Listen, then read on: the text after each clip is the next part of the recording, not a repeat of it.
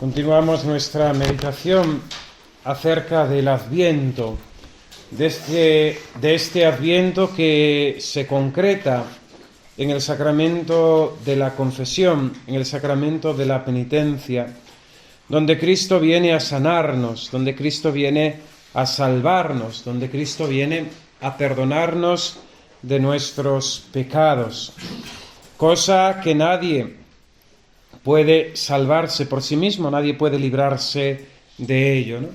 Y terminábamos con esa importancia que tiene el tomar conciencia nuevamente de la gravedad del pecado, viendo aquellas razones que la misma inteligencia, la misma razón nos da, volviendo también a reconocer, a renovar nuestra fe y lo que la fe nos dice acerca de la gracia, del pecado, de la justificación, ¿no? Contemplábamos pues esos efectos del pecado en nuestros primeros padres, Adán y Eva, que perdieron esos dones preternaturales de Dios, la inmortalidad, la impasibilidad y la ausencia, o el dominio, mejor dicho, sobre las propias pasiones. Considerábamos también las consecuencias del pecado en los ángeles, con esa condena para siempre, para toda la eternidad en el infierno. Sabéis que ante esa verdad, ¿no?, hay una herejía que la Iglesia ha condenado, que se llama el origenismo, y por eso también la Iglesia no canonizó a Orígenes, entre otras razones también, porque se había castrado, mutilado, ¿no? Pero Orígenes propone que Dios, al final de los tiempos, en su venida en majestad, en el juicio universal, como que daría una segunda oportunidad a todos aquellos que en el juicio particular había condenado, ¿no?, para que tuviesen esa última oportunidad para decir sí o no, ¿no? Sí o no. Pero esa teoría de Orígenes, que se llama así, origenismo, que es una herejía, está condenada y reprobada por la Iglesia, ¿no? Es decir, ante la muerte, cuando expiramos, se termina el tiempo de elegir, el tiempo de merecer y el tiempo de convertirnos. Y ya después de nuestra muerte, así como nos halle, así será el juicio, ¿no? Y en ese sentido, la imagen que podemos presentarnos, ¿no?, para tener conciencia, ¿no?, y conocimiento recto de eso, es la tala de un árbol. ¿Sabéis? Cuando se tala un árbol, se va talando en la base, ¿no?, y por los dos lados, pero sobre todo la parte mayor es por donde queremos que el árbol caiga, ¿no? Si queremos que caiga hacia la derecha o hacia la izquierda, ¿no? Pues de ahí donde cae el árbol, ahí se queda, ¿no? Pues ahí somos también la realidad de la muerte, ¿no? Es lo que hace con nosotros, ¿no? Entonces, no va a haber una oportunidad ante el juicio de Dios cuando nos presentemos ante Él para decir, Señor, me he arrepentido. No, el arrepentimiento es para ahora, para esta vida, ¿no? Ante el juicio de Dios solamente habrá la acusación y la condena, ¿no? La condena o el premio, ¿no? Allí será abierto el libro de los Evangelios y allí será abierto también el libro de nuestra propia vida. Seremos pesados, seremos medidos y según hayamos obrado en esta vida, así mereceremos o la vida eterna o la condena eterna. ¿Qué perdemos nosotros por el pecado? Decía esa frase de Rollo Marín, ¿verdad?, que es la única cosa, el pecado, que merece realmente el nombre de desgracia, ¿no? Porque realmente es un arrase, ¿no? El mismo Rollo Marín, hablando del pecado mortal, pone la comparación, ¿no?, de que si contemplásemos una gran desgracia en el mundo, ¿no?, pues eso, un terremoto que devastase las ciudades, ¿no?, o eso que se dice del cambio climático que va a terminar por descongelar los océanos, los polos, ¿no?, y va a haber toda una inundación y vemos que eso es una desgracia, ¿no?, que queden sepultadas las naciones enteras, etcétera, etcétera. Todo eso es nada con lo que un pecado mortal hace en el alma, ¿no? Porque el alma es creada por Dios. El alma es llamada a la santidad y está llamada a vivir, a tener a Dios en sí, ¿no? Cuando hacemos un pecado mortal, pues arrasamos, ¿no?, totalmente nuestra alma, ¿no? Con el pecado mortal perdemos la gracia santificante, esa gracia que Dios nos ha concedido en nuestra conversión, esa gracia que nos comunica la vida de Dios. Con esa gracia santificante perdemos las virtudes infusas y el don del Espíritu, los dones del Espíritu Santo, ¿no?, que son el verdadero tesoro que poseemos, un tesoro divino, infinitamente superior a todas las riquezas materiales de la creación entera. Esos tesoros, esas gracias, esos dones son infinitamente mayor porque son sobrenaturales a cualquier otro bien creado que nosotros consideremos.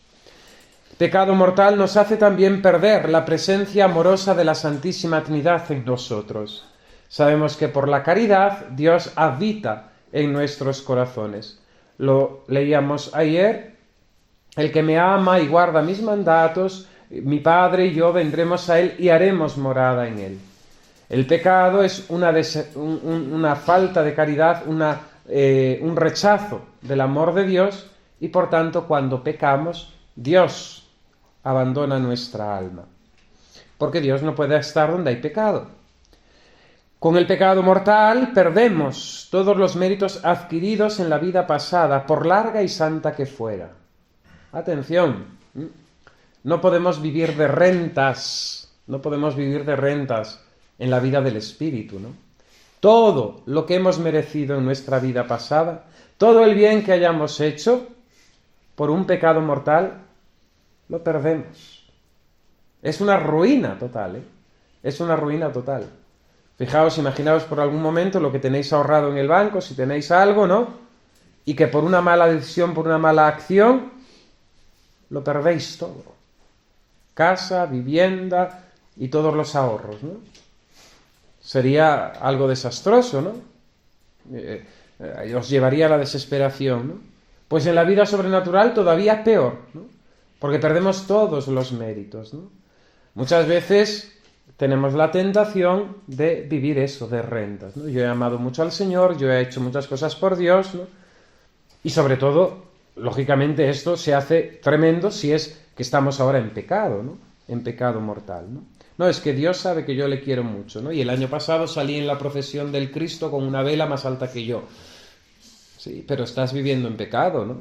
Has cometido un pecado mortal y no te has confesado. Entonces, no sirve de nada. El pecado mortal afea nuestra mancha, ¿no? Afea nuestra alma, ¿no?, que la deja tenebrosa y horrible a los ojos de Dios. Si el alma, dice Santa Teresa, es perla preciosa, por el pecado la hacemos abominable, ¿no?, la hacemos detestable por parte de Dios, ¿no? Dios no lo quiere, ¿no? Imaginaos, no sé, que os hacen un regalo y que os regalan una cosa horrible, ¿no? Pues no lo queréis, estáis horrorizados, lo queréis apartar, ¿no?, una cosa muy fea. Pues así es nuestra alma, ¿no?, rechazable por Dios, rechazable por Dios. Quinto, el pecado mortal provoca en nosotros la esclavitud de Satanás. Esclavitud a Satanás y con ello el aumento de las tentaciones, el aumento y el ataque feroz de las pasiones, las malas inclinaciones, el remordimiento, la inquietud de conciencia, ¿no? Esto es importante, el tema de la esclavitud del pecado, de Satanás, porque en el sacramento del bautismo celebrado en el rito tradicional de la Iglesia queda muy bien manifiesto la verdad acerca del mundo, el mundo que está ahora bajo el dominio de Satanás, mundo creado por Dios, pero que por el pecado original ha quedado todo invertido, ¿no? Y el príncipe de este mundo es Satanás. Entonces la Iglesia, cuando alguien va a ser bautizado, lo exorciza, ¿no?, para liberarlo del poder de Satanás, antes de conferirle la gracia. Eso mismo se hace, por ejemplo, en muchos sacramentales, ¿no? Cuando vamos a bendecir el agua bendita, por ejemplo, el sacerdote exorciza la sal, exorciza el agua y después lo bendice. Dos acciones distintas. implora el poder de Jesucristo para librar esa realidad creada del poder del príncipe de este mundo que es Satanás, y después implora de Dios, una vez que está liberada, la bendición, ¿no? Eso prácticamente ha quedado totalmente obviado, ¿no? Es cierto que en el rito nuevo del bautismo hay un exorcismo, pero es una cosa así muy difuminada, ¿no? Para que la gente no se asuste, ¿no? Y ya para la bendición del agua y tal, ya nada, ¿no? No hace falta. Y ya cuando te dicen que con la bendición de la misa ya queda bendecido todo, pues eso, ¿no? Lo de la canción, con la mano, queda bendecido todo, ¿no? Pues, lógicamente, cuando la Iglesia ha tenido una praxis de siglos, es porque tiene la experiencia, el saber hacer, ¿no? La misma revelación del Espíritu Santo que va enseñando, ¿no? Y esto es muy importante en el estado actual. Si hemos dicho que el pecado de nuestro siglo es que el hombre ha perdido la conciencia de pecado y que el hombre está viviendo en pecado, el hombre de hoy está viviendo bajo el dominio de Satanás. Entonces Satanás, que es el príncipe de la mentira, el rey de la muerte, ¿no? Y por eso vivimos en esta cultura de muerte, ¿no? Y por eso nuestra sociedad está como está, y por eso nuestro mundo está como está, y así está la gente como está. Que realmente, pues, vas por las calles, se lo decía yo a una persona el otro día por Toledo, salíamos de la parroquia, y dije, ¿cuánta gente rara hay, no? ¿Cuánta gente rara hay? En la misma forma de vestir, en la misma forma de presentarse, ¿no? Y a lo mejor son personas buenas, pero hay un ambiente, hay una situación, ¿no? La misma oscurecimiento mental que existe, ¿no?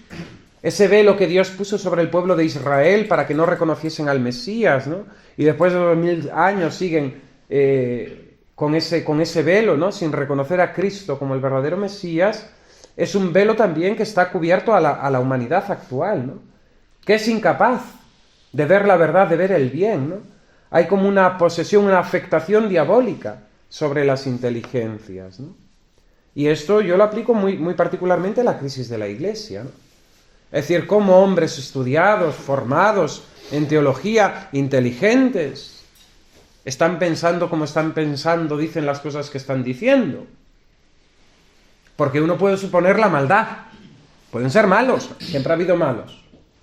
Pero es que no pueden ser todos malos, ¿no? No salen las cuentas, ¿no? Pueden ser tontos. También hay algunos que son tontos, pero no pueden ser todos tontos, ¿no? Y la única explicación que le encuentro es ese entenebrecimiento de la inteligencia bajo una influencia del maligno, ¿no? Que forma parte también, pues, de estos tiempos finales, ¿no? De esta era final de la historia, ¿no? Que vuelve a ser, pues, como en la primera venida, una mayoría que vive en esa apostasía, ¿no? Interesantísimo, en el Catecismo del Papa Juan Pablo II, el Catecismo de la Iglesia Católica, que publicó esos números acerca de la última prueba de la Iglesia, ¿no? Eso ha sido un milagro que aparezca en el Catecismo. No sé bien la historia, pero yo cuando lo leí me sorprendió de... ¡Ostras! ¿Cómo aparece esto aquí, no? ¿Cómo aparece esto aquí? Esa apostasía donde muchos sacrificarán la verdad, ¿no? Sacrificarán la verdad. Estamos por ahí. Bien, y en ese sentido también el crecimiento de posesiones diabólicas. Para estar debajo, para que Satanás posea un alma, no hace falta jugar a la Ouija, ni meterse en una secta satánica. Simplemente haber pecado mortalmente, hemos vendido nuestra alma al diablo. Somos posesión suya. Le hemos dicho no a Dios, sí a Satanás. Y por tanto Satanás puede disponer, en la medida que Dios permita, de nosotros, ¿no? Por eso también el auge ahora mismo, que ha surgido ya hace unos años, de nuevamente instituir exorcistas en las diócesis. Porque también ha habido unos años ahí que nos hemos olvidado de que existía el demonio y que el demonio actúa. Y nos cargamos a los exorcistas porque eran cosas del medievo, ¿no? Para meter miedo a la gente, ¿no? Y de superstición. Pero es que la realidad se está dando, ¿no? Se está dando. Como también, y esto se sabe, el crecimiento de sectas satánicas, ¿no? Sabéis que en varios estados de de América, de Estados Unidos, se han constituido como iglesia, ¿no? Como iglesia, sectas satánicas. Incluso se ha construido algún templo en honor de Satanás, ¿no? Es terrible, ¿no? La expansión del Halloween, etc. Con el pecado, esclavitud de Satanás, aumento de las malas inclinaciones, remordimiento e inquietud de conciencia. Y finalmente el reato de pena eterna, es decir, la condena, ¿no? La condena.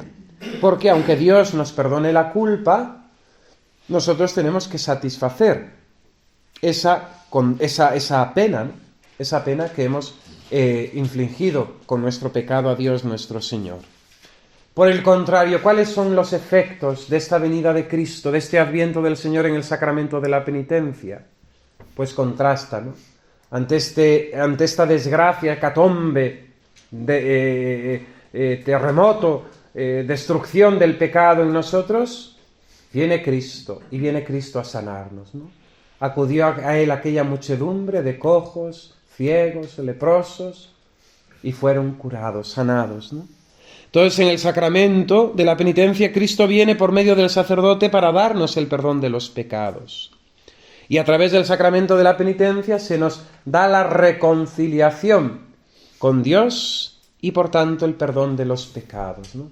Yo te absuelvo de tus pecados en el nombre del Padre, del Hijo y del Espíritu Santo. Amén. No es una absolución colectiva, ¿eh? Que no vale, salvo que ahora mismo nos dijesen va a caer un rayo inmediatamente. Entonces, la absolución colectiva valdría si hay arrepentimiento de los pecados y propósito de confesar si el rayo no cae. ¿Vale? Pero si no, no vale. Cuando el sacerdote nos da la absolución, es el sello divino, ¿no? Y ahí está, pues, esa mala costumbre, ¿no?, de algunos, o idea, de yo me confieso con el Cristo de mi habitación, ¿no? Pobre Cristo de la habitación, ¿no? Eso no vale. Eso no vale, ¿no? El Papa Francisco lo dijo en unas catequesis del principio, cuando hablaba del sacramento de la confesión, y me gustó esa frase, ¿no? El sello, ¿no?, de Dios, la garantía de que Dios nos ha perdonado, ¿no? Es la firma divina de que ante la acusación de nuestros pecados, Dios nos ha absuelto, nos ha perdonado, ¿no? El pecado rompía esa amistad con Dios, el sacramento de la penitencia la restaura, ¿no? La restaura. Nos reconcilia con la Iglesia, pues el pecado no solamente rompe con Dios, sino que el pecado nos hace romper también con la Iglesia de la que formamos parte. Por el pecado somos miembros muertos de un cuerpo, ¿no? Y el miembro muerto de un cuerpo hay que cortarlo, ¿no? O sea, gangrena, hay que cortar ese miembro, ¿no? Hay que mutilarlo, porque si no va a enfermar a todo el cuerpo, ¿no? Por eso en el pecado no solamente tenemos la responsabilidad de obrar bien para con Dios, sino que tenemos la obligación de obrar bien para con nuestros prójimos. Tenemos que ser santos no solamente por el egoísmo de querer salvarnos, es más, eso tendría que ser en último lugar. Tenemos que ser santos, queremos ser santos para cumplir la voluntad de Dios, pero también en beneficio de nuestros hermanos los hombres y del cuerpo místico de Cristo, ¿no? El mundo de hoy necesita santos y nosotros tenemos la obligación de ser santos, porque el mundo de hoy es lo que necesita, ¿no? Bien, el sacramento de la penitencia nos da poder recuperar el estado de gracia, si lo habíamos perdido, lógicamente. Estamos hablando del pecado mortal, y siempre que acontece el pecado mortal, perdemos el estado de gracia. Si es pecado venial o simplemente faltas, pues no hemos perdido el estado de gracia. La remisión de la pena eterna, que sería el infierno, a causa de nuestros pecados mortales. Y en parte, Dios nos perdona también las penas temporales que son consecuencia del pecado. En parte, nos perdona las penas temporales. El pecado tiene una pena eterna, que es la condenación. Dios nos la perdona por el sacramento de la confesión, pero hay unas consecuencias, la pena temporal, que Dios nos perdona aparte, pero nosotros hemos de satisfacer. Entonces el sacerdote, la fórmula de la absolución, que muchas veces pues se mutila, ¿no? Yo de hecho creo que la primera vez que escuché la segunda parte de la absolución ya era yo crecidito, debía tener 16, 17 años, ¿no? Y me la dijo un fraile franciscano mayor, muy serio, hablaba así con una voz muy grave y tal. Y yo no supe encajar bien aquella parte porque parecía que el fraile me estaba diciendo, pues que sufras, ¿no? La pasión y muerte de nuestro Señor Jesucristo, los méritos de la honrada siempre Virgen María y de todos los santos, el bien que hagas y el mal que puedas sufrir. A mí aquello del mal que puedas sufrir, pero usted me está diciendo aquí, ¿no? Por la falta de formación, ¿no? El bien que hagas, el mal que puedas sufrir, te sirvan como remedio de tus pecados, aumento de gracia y prenda de vida eterna, ¿no? Eso está mandado. Es la fórmula antigua, la segunda parte de la fórmula antigua, una exhortación del sacerdote, pero también está mandada en la fórmula actual, ¿no? Del sacramento. Y en cambio, hay prisa, ¿no? No podemos decirla. Bien. La paz y la serenidad de conciencia y el consuelo del espíritu, ¿no? Otro de los efectos del sacramento. Y uno de los que me gusta, ¿no? Me gusta llamar al sacramento de la confesión el sacramento de la paz. Sacramento de la paz, ¿no? Porque en definitiva el pecado provoca en nosotros el remordimiento y la inquietud de conciencia. Debía amar a Dios y no le he amado, ¿no? Y eso pesa, ¿no? Gravemente, ¿no? El sacramento nos da paz. Paz. En medio de nuestra propia debilidad y torpeza, ¿no? Dice el Padre Pío que la contrición que Dios concede es una contrición tranquila, serena, porque está confiada en la misericordia de Dios. Cuando realmente la intranquilidad, el nerviosismo, esa intranquilidad de conciencia, no viene de Dios, viene de Satanás, ¿no? Si Dios me ha perdonado, que no he perdonado, ¿no? Cuando tú te confiesas, experimentas el perdón de Dios y un perdón absoluto, un perdón verdadero, un perdón sincero por parte de Dios, ¿no? Dios no está a medias tintas, ¿no? Dios no nos perdona un poquito, ¿no? No, Dios perdona, ¿no? Incluso con el tema de la reincidencia, ¿no? Leía en estos días también una frase del Santo Cura de Ars y la he querido buscar ahora y no la encontré. Es lo que pasa por no tomar nota, ¿no? Pero decía, yo no me confieso porque después voy a caer siempre en lo mismo, ¿no? Y dice el Santo Cura de Ars, Dios, aunque sabe que vas a volver a caer, se olvida del futuro que Él conoce para darte ahora su perdón y su misericordia, ¿no? Claro. Es decir, Dios cuenta con nuestra debilidad, Dios cuenta con que no somos impecables, ¿no? Que no somos impecables. Pero si en nosotros ahora, en el momento de acudir al sacramento de la confesión, hay arrepentimiento, detestación del pecado, propósito de enmienda, Dios nos perdona. Y el perdón es verdadero, ¿no? Lógicamente, si yo voy a confesarme con la intención de volver a pecar, no hay perdón, es una confesión sacrílega, ¿eh?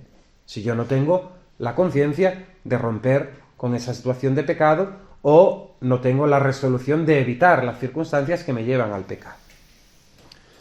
El sacramento de la penitencia aumenta en nosotros la fuerza espiritual para el combate cristiano, ¿no?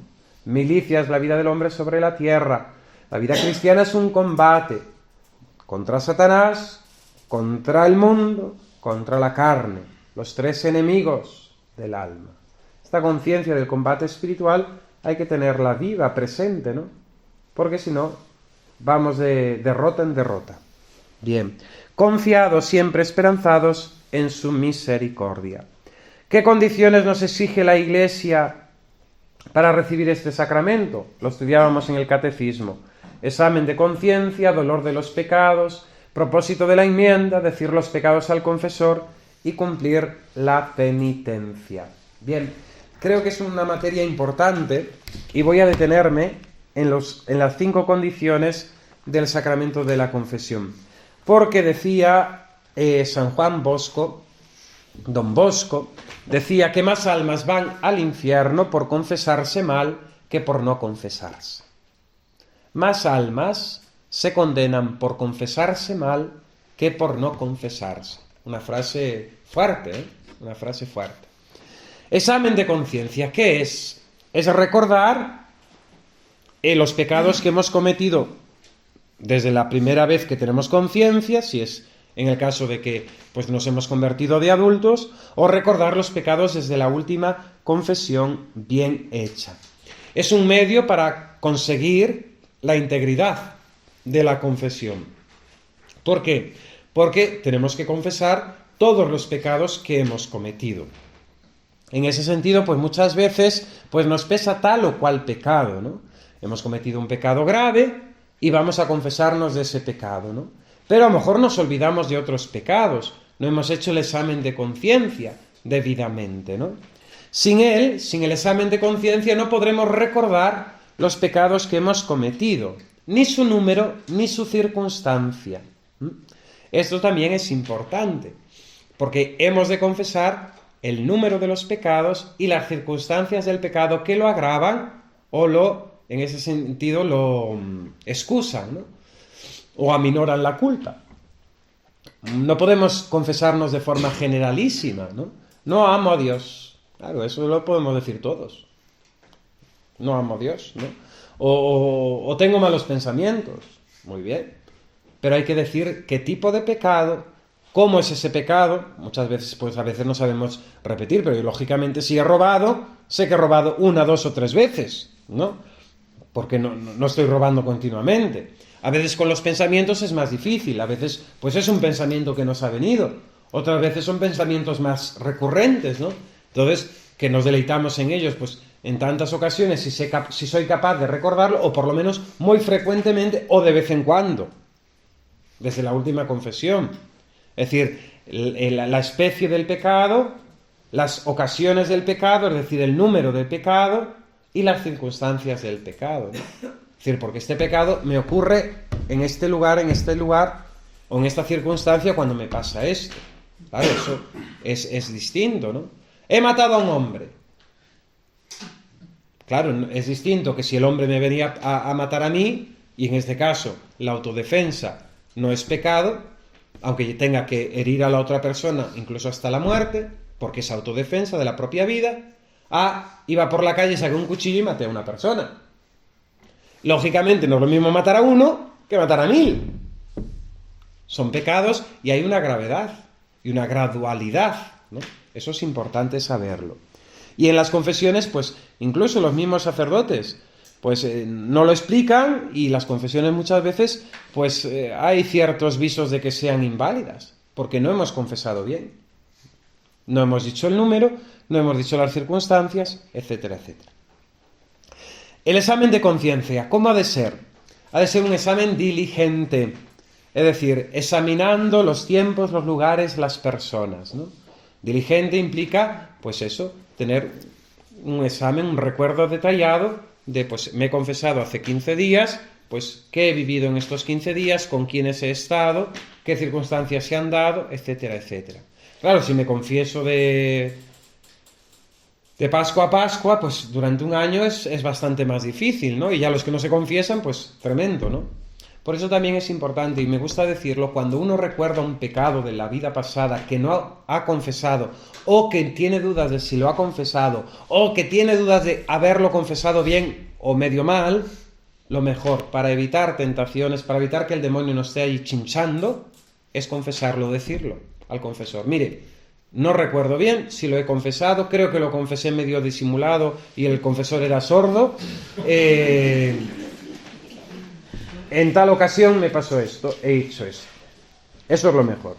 Pero este examen diligente debe ser un examen humano, es decir, dentro de la normalidad. ¿Por qué? Porque podemos caer en ciertos escrúpulos, ¿no?, obsesivos, de decir, de no recordar y tal, y eso crearnos un estado de ansiedad, de nerviosismo, que es terrible, ¿no? Sin esfuerzos imposibles, y librándonos de ciertos escrúpulos, ¿no? Sobre todo, pues aquellas personas, almas que tienden más a ello, ¿no? ¿Cuál es la materia del examen? Pues principalmente los mandamientos de Dios. Claro, hoy están haciendo niños la primera comunión que no saben los mandamientos. ¿Cómo se van a hacer un examen de conciencia? Hay muchos católicos que no saben los mandamientos. Del 1 al 10. Los 3 primeros, 4 hasta el 5, salen de seguido, ¿no? Pero ya empiezan en el 6º, 7º, ya empezamos a vacilar, ¿no? ¿En qué orden están? Claro, si no sabemos los mandamientos, ¿qué nos vamos a examinar? De nada. De nada. Mandamientos, los pecados capitales, son materia también de examen de conciencia. los defectos de carácter. Eso de que yo soy así y estoy encantado conmigo mismo, no nos vale. Es decir, cada uno tenemos nuestro carácter, pero por nuestro propio carácter también tenemos que trabajar la virtud, ¿no? Entonces, en ese sentido, los defectos a los que tendemos son también materia para el examen, ¿no? Obligaciones de Estado, según nuestra vocación. Eso también es importante, ¿no? Es decir, como ciudadano de un país, como católico, como padre, madre de familia, como trabajador, como miembro de tal o cual corporación o institución, he de hacer examen de conciencia. La práctica de las virtudes también es materia de examen de conciencia. El examen de conciencia engloba todo nuestro ser, nuestro obrar, principalmente, pero también nuestros pensamientos, nuestras palabras, nuestras omisiones. También, en este caso, es aconsejable confesar las tentaciones, sobre todo aquellas que son muy obsesivas. ¿Por qué? Porque el descubrirlas, el desenmascararlas, el darlas a conocer al confesor, que no es otro que Jesucristo, porque como sacerdote, es decir, el pecado de nadie nos interesa nada. Es decir, no nos interesa el pecado de nadie. Es decir, las miserias, ¿a quién le interesan? A nadie, ¿no? Ahí actúa Jesucristo y con esa confianza hemos de acudir al sacramento, ¿no? Entonces las tentaciones son también a veces bueno desvelarlas para vencerlas, ¿no? Pero sobre todo las obras, los pensamientos, las palabras y los pecados de omisión, el bien que deberíamos haber hecho y no hicimos, ¿no? Y sobre todo algo muy importante, y en eso muchas veces pues es más complicado, pero hemos de meditarlo y hemos de examinarlo, la intención, la motivación que nos llevó a obrar así. Porque ahí, en la motivación, en la intención, es donde radica, ¿no? Donde tenemos que meter la medicina, ¿no? No en los síntomas ni las acciones, sino ¿por qué mi pecado? ¿Por qué mi pecado? Pues en definitiva hay una motivación, hay una intención ahí dentro, y eso hay que saber descubrirlo muchas veces pidiendo la gracia de Dios, porque uno mismo no se conoce, ¿no? No se conoce, ¿no? Bien. Dolor de los pecados. Segunda condición para el sacramento de la confesión. La aflicción del espíritu, arrepentimiento del corazón, ¿no? Es un dolor sobrenatural del alma, estudiábamos en el catecismo, y detestación del pecado cometido con propósito de no pecar en adelante. Dolor sobrenatural del alma. Por tanto, no es un dolor sentimental. Ay, qué mal me siento, ¿no? Por mi pecado, ¿no? Es un dolor sobrenatural del alma. Por tanto, de la inteligencia y de la voluntad. Detestación del pecado, es decir, ese dolor del pecado que es ante la conciencia de nuestro pecado, nuestra voluntad se mueve al arrepentimiento, movida por la gracia de Dios. Yo detesto el pecado que he cometido y propongo firmemente no volver a pecar en adelante, ¿no? ¿Cuáles han de ser las condiciones de nuestra contrición? Primero, interna. Procede de la voluntad, de no querer pecar, de no querer ofender a Dios, de no querer vivir en pecado. Ha de ser sobrenatural. Es movido por la gracia de Dios. Ayer os decía, ¿no? Y os lo machacaba un poquito, que el protagonista es Dios. Pecar, pecamos nosotros, pero el arrepentimiento es gracia de Dios, que como buen pastor va en busca de la oveja descarriada. Dios permite en nuestro libre albedrío que le ofendamos, pero ese mismo Dios que nos deja en nuestro libre albedrío que pequemos, viene a buscarnos, a atraernos nuevamente así, a traernos con esos silbos amorosos del buen pastor, a ese lazo del cazador, ¿no? En el Cantar de los Cantares. Desechar, por tanto, los motivos de dolor puramente humanos o materiales, ¿no? Muchas veces lo que nos lleva a la confesión, que es el fastidio de nosotros mismos. Me aborrezco, no quiero ser así. Y vamos a confesarnos para tranquilizar nuestra conciencia, ¿no? Dios se sirve de eso, ¿eh? Dios se sirve de eso incluso, ¿no? Pero la motivación ha de ser sobrenatural, por haber ofendido a Dios suma bondad, ¿no? Lo expresa muy bonito el acto de contrición. Señor mío Jesucristo, por ser vos quien sois bondad infinita. Por ser vos quien sois bondad infinita. A mí me pesa de haberos ofendido, ¿no? O las consecuencias materiales.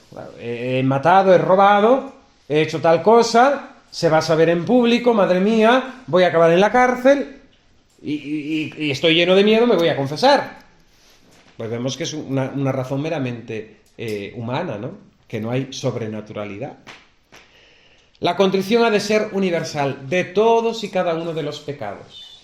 Y aquí es también algo espinoso, ¿no? Porque a veces nos arrepentimos de tal o cual pecado, que nos aborrece, que no nos gusta, que nos desagrada, pero no tenemos ese mismo rechazo de todos nuestros pecados, ¿no? De todas nuestras faltas. Nos permitimos nuestras licencias. Ese dolor de los pecados, esa contrición ha de ser suma, ¿no? Considerando el pecado como el peor, el mayor de los males. Sin contrición no hay confesión. Es una confesión sacrilega. Y en este sentido tenemos que tener cuidado con la rutina o el simple remordimiento, ¿no? Me hace gracia a veces, ¿no?, que viene alguna persona a confesarse y me dice: padre, si siempre digo lo mismo, ¿no? Deme la absolución, ¿no? O alguna, dime tú algo, ¿no? ¿Yo qué te voy a decir? ¿Qué has comido hoy? ¿O qué vas a comer? ¿No? Y otra vez a alguna persona le he dicho, ¿no? Pues si no te gustan los pecados que tienes, porque son los de siempre, vete, peca otra cosa y vuelve. Claro. Bendito sea Dios, que caemos en lo mismo y no tenemos nuevos pecados, ¿no? Bendito sea Dios que no aumentamos nuestra deuda, ¿no? Ni el campo, ¿no? Bien. Hay dos tipos de contrición, eso lo sabéis: contrición perfecta y atrición, ¿no? La atrición es el dolor de los pecados por miedo a la condenación, al infierno, ¿no? Por la misma fealdad del pecado. La contrición verdadera, perfecta, es aquella que nos lleva por amor de Dios, ¿no? Por sí sola nos obtiene ya el perdón, pero hemos de acudir al sacramento de la confesión en las condiciones habituales. Si en alguna realidad, imaginemos que estamos en un país que no hay curas católicos, tenemos la imposibilidad de acudir a la confesión, nos encuentra la muerte, nos viene una enfermedad gravísima, el doctor nos dice: en 24 horas deja usted de vivir. ¿Qué hacer? No tengo cura, ¿no? ¿Cómo hacer? Por teléfono no vale. La contrición perfecta, un acto de contrición perfecta, y nos perdona los pecados. Pero en condiciones normales, habituales, tenemos que acudir al sacramento de la confesión, porque esa contrición perfecta, que es el primer movimiento que nos lleva hacia Dios, ha de ser sellada, corroborada por su Iglesia a través del ministro. Bien, la atrición es un dolor imperfecto. Tercero, propósito de la enmienda. Va incluido en la contrición. Decimos que era la detestación del pecado y el propósito de no volver a cometerlo, ¿no? Se detesta el mal y se desea el bien. ¿Qué es el propósito de la enmienda? La firme resolución de no volver a ofender a Dios, de no volver a cometer el pecado, ¿no? También, lógicamente, ha de ser sobrenatural, por amor de Dios, no por una simple ética o por la propia fama, ¿no? Hemos de confiar en la gracia de Dios, no solamente en la voluntad, ¿no? Si de hecho confiamos en nuestra voluntad solo, en nada volvemos a caer, ¿no? Hemos de confiar en la gracia de Dios que nos hace vencer, ¿no? Y que nos hace mantenernos, perseverar en el bien, ¿no? Digo que el motivo de ser sobrenatural, por amor de Dios, y no simplemente eso, por un bien nuestro, ¿no? De quedar bien, de ser personas, pues eso, aceptables, o un buenismo, ¿no? Siempre, algunas personas ya lo han escuchado, pero me gusta repetirlo, ¿no? Una vez me confesé en la catedral de Pamplona: ¡viva San Francisco Javier, que soy el santo! Y hay tantos navarros aquí, ¿no? Me confesé con el deán de Pamplona, el penitenciario. Y me confesé y recuerdo que me había dicho, entre otras cosas: Padre, que no tenemos que ser buenos, sino santos. Y son cosas distintas. ¿En el infierno puede haber una persona buena? Sí. ¿Y en el cielo puede ir un malo? Sí, que se haya convertido. Mirad, Dimas, ¿no? Fue malo hasta el último momento, ¿no? Y en cambio robó el cielo en el último segundo, ¿no? Cuando estés en tu reino, acuérdate de mí. Hoy estarás conmigo en el paraíso, ¿no? Entonces no es simplemente ser buenos, sino que hay que ser santos. Bien. El propósito de la enmienda ha de ser interno, de la voluntad y de deseo. Querer hacer el bien, desear hacer el bien. Ha de ser universal, es decir, no querer cometer ningún pecado. No solamente propósito de la enmienda para no cometer ese pecado tan feo que cometo, o este pecado que quedo tan mal ante la gente, ¿no? Que es cuando me pongo iracundo y parezco la bestia de los Cárpatos, ¿no? No. También, pues otro tipo de pecados, ¿no? Como puede ser la acedia, pereza. Tengo que tener un propósito universal de no querer volver a cometer ningún pecado. Ha de ser firme, decidido, con resolución. No, bueno, a ver, con la ayuda de Dios. No. Firme, resuelto, ¿no? Antes morir que pecar. Antes morir que pecar, decían los santos, y ese también ha de ser nuestro lema. Antes morir que pecar. Y eficaz. ¿Esto qué quiere decir? Que hemos de poner los medios necesarios o evitar aquellas cosas, circunstancias que nos lleven al pecado. Si yo sé que si voy a un bar acabo borracho y peco contra el quinto mandamiento y contra cometiendo pecado de gula, lógicamente tengo que evitar ir a donde hay ocasión de pecado.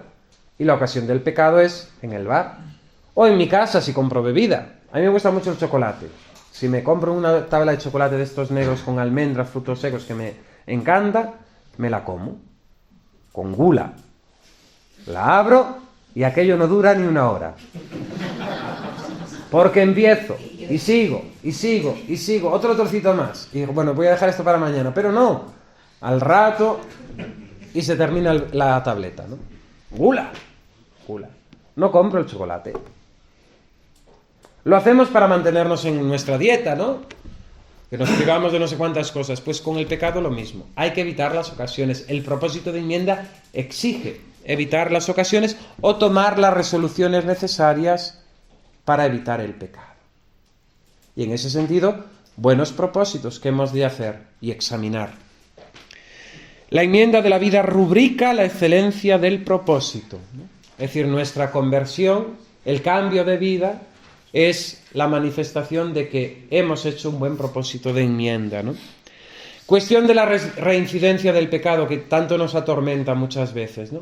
Dios cuenta con que no somos impecables, ¿no? Y si Dios quisiera concedernos una gracia tumbativa, lo haría. En ese sentido, en nuestra reincidencia, lo que hemos de considerar es que hemos de vivir en la humildad, sabiéndonos nada, dejarnos amar por el Señor y dejar que Dios haga su historia, ¿no? Porque si nosotros, en ese sentido, admiramos, ¿no?, la misericordia de Dios, Dios se gloría, ¿no?, en perdonarnos una y otra vez.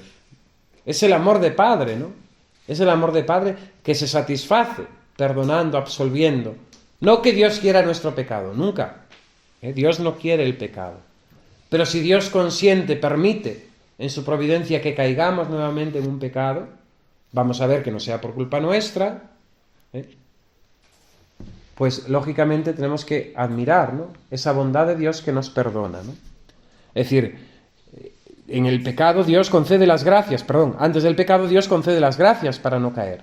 Por nuestra inconsciencia, por nuestra torpeza, por nuestra falta de vigilancia, podemos volver a caer. Dios cuenta con ello, no nos da un perdón condicionado, sino que Él vuelve a perdonarnos, ¿no? Y eso nos sirve también para humillarnos, ¿no? Para humillarnos. Mucho se adelanta evitando las ocasiones próximas de pecado, ¿no? Si sabemos que ciertas circunstancias nos llevan al pecado, hemos de evitarlas. Cortar. Si tu ojo te hace pecar, quítatelo. Más te vale entrar ciego en el reino de los cielos, tuerto, que con dos ojos, ¿no? Si tu mano te hace pecar, córtatela. Orígenes, el que hablábamos antes, lo entendió el pobre literalmente, ¿no? Pero no tenemos que entenderlo literalmente. O a veces sí. Si el bar te hace pecar, córtalo, que no es indispensable para la vida, ¿no? Lógicamente después hay otras circunstancias próximas de pecado. Es que mi mujer me saca de las casillas, ¿no? Y saca de mí lo peor. Claro, ahí no puedes cortarlo. No la puedes mandar con tu suegra, no. Tienes que vivir con ella. Entonces hay que aceptar esa circunstancia, pero evitar todas las circunstancias que puedan llevar a que mi mujer me saque de las casillas, ¿no? Entonces yo llego de trabajar, sé que mi mujer, pues eso, necesita hablar 10.000 palabras, ¿no? Como dice el padre de los legionarios, pues yo en el camino desde el trabajo a casa voy preparándome y disponiéndome. Va a estar mi mujer en casa y va a tener los dientes largos, o va a tener mucha impulsividad, o va a tener ganas de hablar, o algo me va a decir que he dejado los zapatos o los calcetines tirados, ¿no? O que no he tirado la basura cuando salí de casa. Bueno, yo voy preparado para que caiga el chaparrón y no me moje. En Santiago de Compostela hay una imagen que me gusta mucho, unas figuritas de un sacerdote así con sotana y un paraguas, ¿no? Pone que chova, ¿no? Que llueva, ¿no? Pues la preparación nos ayuda. Hay otras circunstancias que son imprevisibles y ahí pues no podemos hacer mucho más, ¿no? Pero otras circunstancias son previsibles. Que voy al trabajo y sé que tengo ese coñazo de compañero que me saca de las casillas, que me pone nervioso, que me irrita. Bueno, pues yo tengo un rato para ir en coche a casa, al trabajo, y tomar conciencia y empezar a considerar por qué tengo que amar a ese compañero, que tiene cosas amables, que tiene cosas amables. Cambia mucho. Y tenemos un refuerzo, sobre todo con la vida de oración. Bien. El sacerdote puede negar la absolución. Y esto también, pues es necesario recordarlo, ¿no? No tenemos derecho al perdón de los pecados, no tenemos derecho a los sacramentos, entendedme, como una obligación irremediable, ¿no? Lógicamente un bautizado tiene derecho al sacramento de la comunión, tiene derecho. Pero cuando no hay las disposiciones necesarias, el sacerdote puede negar el sacramento. Y en este caso el sacramento de la confesión se puede negar. El mismo Santo Cura de Ars, el mismo Padre Pío, se saben de casos que han negado la absolución. Yo puedo decirlo, he negado la absolución una sola vez. A una persona que, habiéndose confesado bien, le impuso una penitencia y se negó a cumplirla, ¿no? Y me pareció pues un acto muy grave, ¿no? Que manifestaba que no había arrepentimiento, porque la penitencia que yo suelo poner es un Ave María a la Virgen Santísima. Y la persona me dijo, yo a la Virgen no le rezo. Entonces, pues yo no le puedo dar la absolución. No le puedo dar la absolución. En ese sentido, hemos de considerar que el sacerdote tiene que examinar si hay en nosotros el verdadero propósito y el verdadero dolor de los pecados. Es juez, el sacerdote es juez.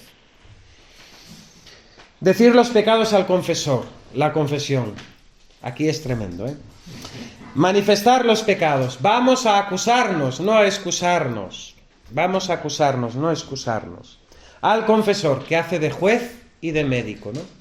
Dicen que al médico y al confesor hay que decir siempre la verdad. Claro. Ay, doctor, que estoy malísima, me caí esta mañana. Y lleva una semana con la cadera medio rota, ¿no? Y no quiere decir que ha sido hace una semana y que no ha ido al médico, ¿no? Pues estas cosas que son absurdas, ¿no? Dile la verdad al médico, llevo una semana con esto, me ha pasado esto, o me ha venido esto. Ah, no sé. Pues mire, no, señor, esto es así porque... ¿no? Pues al confesor lo mismo. Porque engañar al confesor, engañar al médico, va en perjuicio nuestro. Al único que nos dañamos somos a nosotros. Porque el dictamen, la sentencia, el remedio, la medicina, no será la adecuada. Entonces al confesor y al médico hay que decirle siempre la verdad. Siempre hay que decir la verdad. Cualidades de esa confesión, de ese decir los pecados. Ha de ser con dolor y con propósito. Ha de ser una confesión dolorosa. Es que, bueno, hay gente que se pone nerviosa, ¿no? y ríe, ¿no? En momentos así de circunstancias difíciles, ¿no? El sacerdote ya tiene más o menos casi todos la perspicacia para ver, ¿no? Que, pues, que está nervioso y que a lo mejor, pues eso, se sonrían de un pecado grave, ¿no? Y dice, he matado a mi madre, ¿no? Había un confesor jesuita en Toledo, el padre Topete creo que le llamaban, y que decían que era buenísimo, buenísimo, buenísimo, ¿no? Y este sacerdote una vez fue uno a confesarse de que había matado a su madre. Y el padre Topete, que era tan bueno, tan bueno, tan bueno, le dice, bueno, hijo, no vuelvas a hacerlo, ¿no? Bien. El pecado ha de ser con dolor, con dolor. Ha de ser íntegro. La confesión de los pecados ha de ser íntegra, todos los pecados mortales, su número y las circunstancias que agravan o disminuyen la culpa.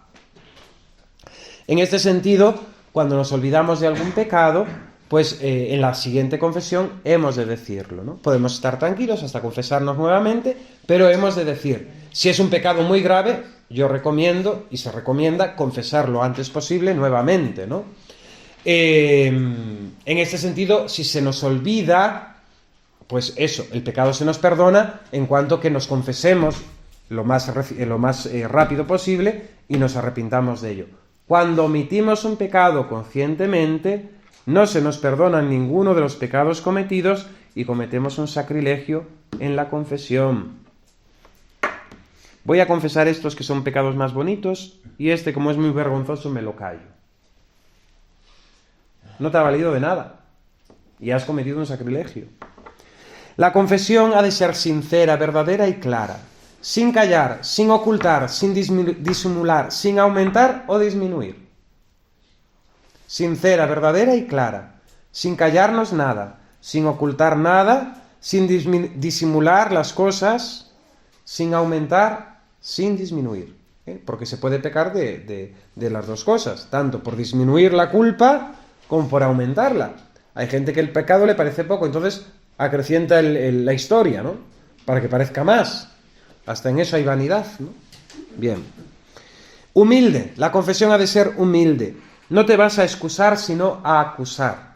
A acusar a ti, no a tu suegra, no a tu marido, no a los niños, no a la compañera de trabajo. Te vas a acusar a ti, no a los otros, ni a excusarte de tus pecados. Esto es para las mujeres principalmente. La confesión ha de ser breve, escueta y discreta. Breve, escueta y discreta. Yo era adolescente, estaba en el seminario menor y muchas veces me confesaba en la catedral. Y pues cuando había alguna mujer, pues ahí estaban confesando y pasaba el tiempo, 5 minutos, 10 minutos, un cuarto de hora, 20 minutos. ¿Qué le estarán contando? Porque además hablaban ellas, el cura no decía nada, ¿no? ¿Qué se estaban contando? Y claro, después yo me confesaba y en 3 minutos el cura me despachaba. Esta abuelita no puede pecar tanto, ¿no? Para estar aquí breve, escueta, discreta. Sin decir lo que no hay que decir, contando las cosas con esa brevedad, con esa concisión. Bueno, bien. Hay situaciones que requieren mayor explicación, ¿no? Sobre todo pues si el sacerdote no nos conoce, lógicamente a veces pues hay que desarrollar un poco la historia, ¿no? Para que vea antecedentes, etc. Bien. La confesión ha de ser caritativa, es decir, confesar tus pecados, no los pecados de tu prójimo. Eso también es interesante, muy interesante. Confesar nuestros pecados y no los del prójimo, ¿no? La confesión ha de ser libre. La confesión sería inválida, ¿no? Si fuera un acto forzado, obligatorio, ¿no? Aunque la costumbre de las mujeres españolas, por el precepto anual, era obligar a sus maridos, ¿no? Bendita obligación. Mal no le hacía, ¿no? Mal no le hacía, ¿no? Pero nunca podemos ser coaccionados para la confesión, ¿no? Porque si no es un acto inválido. La confesión ha de ser pura, con recta intención de pedir perdón a Dios y hallar su misericordia. Firme en la acusación, es decir, verdadera valentía. La valentía hay que tenerla para confesar. Lo que nos hace verdaderamente hombres es confesarnos. La cobardía para pecar, pero para confesarnos hay que ser valientes. Pasa al revés, somos muy valientes, muy fanfarrones para pecar y somos muy cobardes para confesar. Pero es al revés, la cobardía para pecar y la valentía para confesarnos.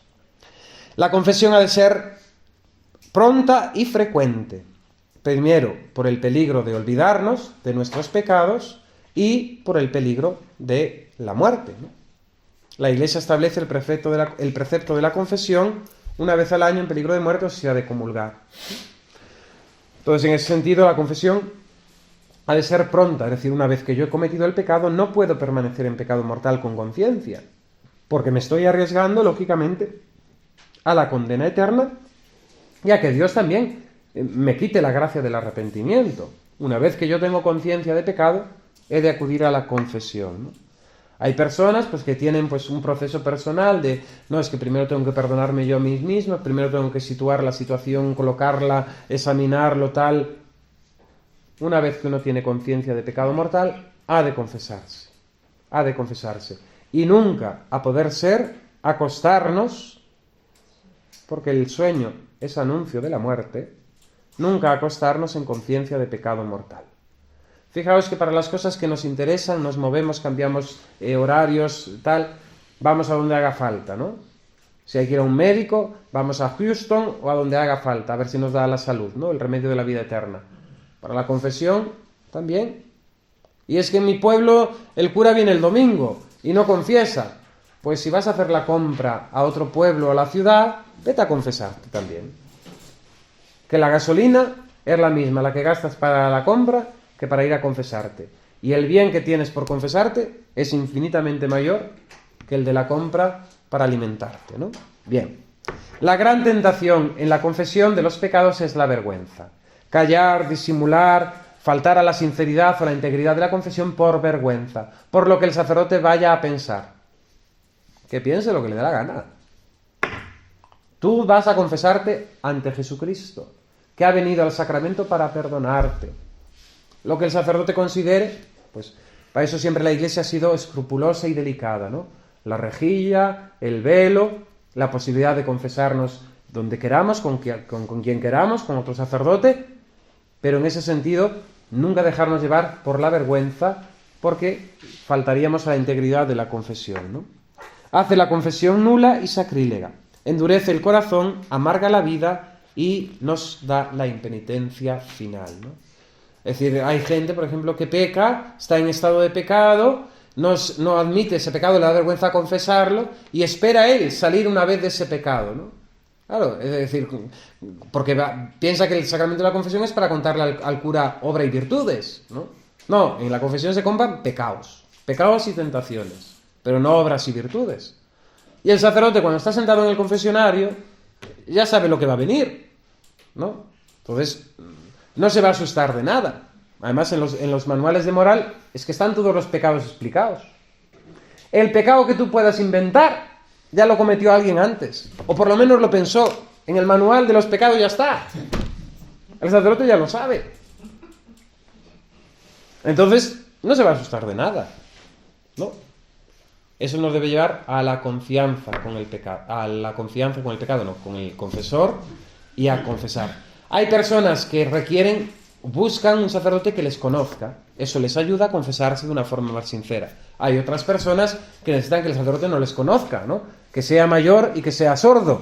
Bueno, mientras no le hayan quitado las licencias, la confesión es válida, ¿no? Pero claro, cuidado con el sordo, porque se pregunta, ¿qué dices, hijo?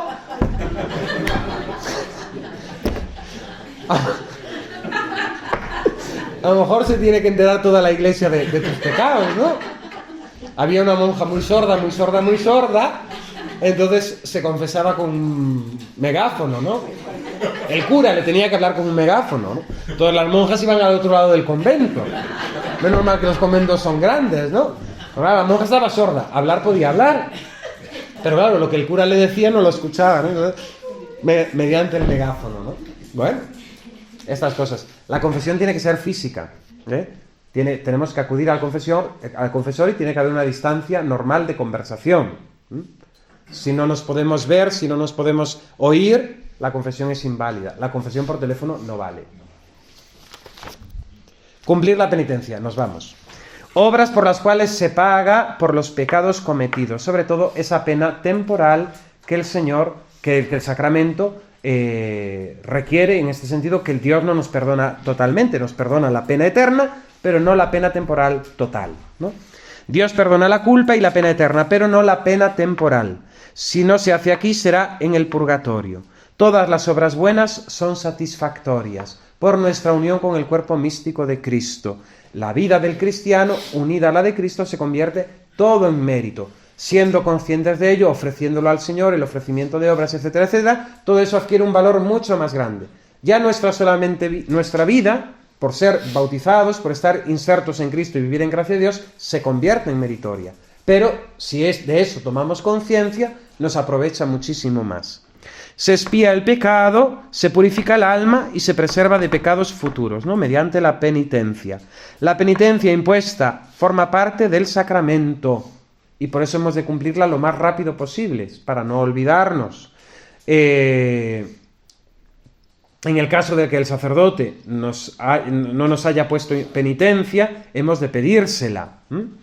Si el sacerdote nos manda una cosa extraña, rara, que se nos hace difícil cumplir, hemos de decirle: Padre, no entiendo bien esa penitencia, o puede cambiármela por algo más sencillo, o se me hace imposible cumplir esa penitencia. Si el sacerdote no nos ha dado la penitencia, nosotros nos hemos despistado, nos hemos ido, nosotros mismos hemos de imponernos una penitencia. Aparte de lo que el sacerdote nos dice, es recomendable para no ir al purgatorio. Santa Teresa decía que quería pasar 1000 trabajos en esta vida, 1000 sufrimientos, que ir un día solo al purgatorio. Nosotros mismos hemos de hacer penitencia. En este sentido está la palabra del Señor: si no hacéis penitencia, todos pereceríais. Y aunque la reforma penitencial actual de la Iglesia es muy floja, ¿no? Nos queda el ayuno Viernes Santo y miércoles de ceniza, abstinencia los viernes de todo el año, los de Cuaresma no se puede cambiar por nada, del resto de los viernes se puede permutar, hemos de hacer penitencia. Cuando Pablo VI reforma la penitencia pública de la Iglesia, exhorta a la responsabilidad personal de cada creyente para hacer penitencia. Y recordar aquello de Teresita: un papel recogido del suelo por amor de Dios se convierte en una obra sobrenatural de valor infinito. Un papel recogido por amor de Dios se convierte en una obra con mérito y con valor infinito, porque se ha hecho por amor de Dios. No hay mejor mejor penitencia, le dijo el Señor a Sor Lucía de Fátima, que el cumplimiento exacto, perfecto de nuestras obligaciones. El cumplimiento, eso exacto, perfecto, es con amor. El cumplimiento con amor de nuestras obligaciones de Estado. Bueno, quería hablar, y estoy un poco frustrado, porque esto era todo de la charla anterior. Entonces, el precepto de la confesión, una vez al año, por lo menos, lávate al menos una vez al año, en peligro de muerte o para comulgar. La Iglesia nos recomienda la confesión frecuente. Confesar cada semana, cada 15 días, es lo más habitual en las personas adultas. Sé que a veces es difícil, que los sacerdotes no están disponibles, pero hemos de intentar que sea así. La confesión por devoción, no tener conciencia de pecado mortal, incluso no tener conciencia de pecado venial, no nos libra o no nos priva, mejor dicho, no nos priva de poder confesarnos. Hoy es primer sábado de mes, ayer primer viernes de mes, el Señor nos pide esa reparación a través de esa confesión. Muchas personas que practican los primeros viernes, los primeros sábados, no tienen pecados mortales, ni pecados veniales, son almas pues que Dios ha librado de caer en pecado. Pues se confiesan igualmente con el deseo de satisfacer esa petición del corazón de Jesús, del Inmaculado Corazón de María. El simplemente hecho de querer confesarnos, de recibir el perdón de Dios, de pedirle perdón de nuestras faltas de vida pasada, etcétera, etcétera, nos otorga gracia. Y gracia nunca tenemos suficiente. El tema de las indulgencias, importantísimo. Os lo dejo para que lo estudiéis cuando volváis a casa. Estudiar el tema de las indulgencias porque es muy interesante, porque nos remite la pena temporal de nuestro pecado. ¿Nos libra del purgatorio? Cosas tan sencillas como rezar el rosario en una iglesia o en comunidad. Indulgencia plenaria todos los días. Es una maravilla. Adoración del Santísimo, el rezo del oficio divino, pues tantas cosas, el Vía Crucis. Hay muchísimas indulgencias concedidas por la Iglesia que son una maravilla y algo que hemos de aprovecharnos, ¿no? Bien. Había aquí unos textos muy bonitos, pero no los leo. Agimus tibi gratias omnipotens Deus, pro universus beneficis tuis, qui vis regnas in saecula saeculorum. Gloria Patri et Filio et Spiritui Sancto. Ave María Purísima.